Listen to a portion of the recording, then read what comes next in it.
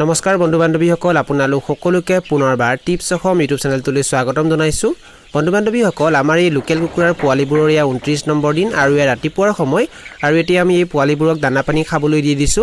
আৰু 29 নম্বৰ দিনাখনৰ ৰাতিপুৱা সময়টো আমি এই পোৱালিবোৰক লোকেল কুকুৰাৰ কাৰণে যি ষ্টাৰ্টাৰ দানা আহে সেইটো খাবলৈ দিছো